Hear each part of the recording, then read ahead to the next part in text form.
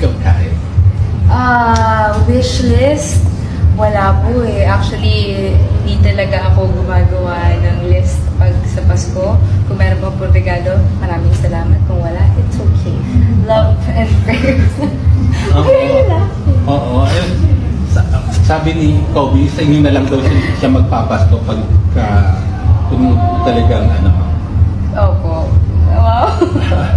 So, Yan si Papa Chuck. nag-iisip na ba kayo ng gift for each other?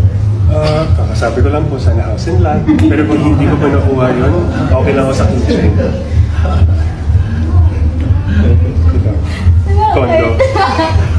Condo tsaka kotse. Wala pa naman. Wala po. We don't really talk about it.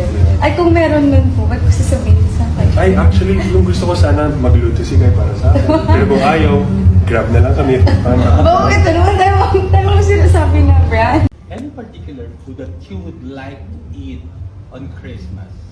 Ay, sana kahit anong lutuin ni Kai. Hindi na ako marunong magluto. Kaya gusto kitang magluto. Ano ba? Ano ba? Lechon. Lechon. Popis. Popis ko. I'm a popis lover. Oo. Ikaw din? Kobe? Opo, pero masili ko po lechon.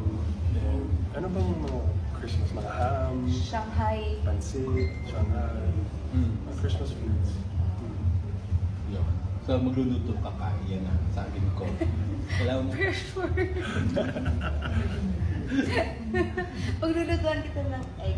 Wow, sabi naman. Yes po. Okay.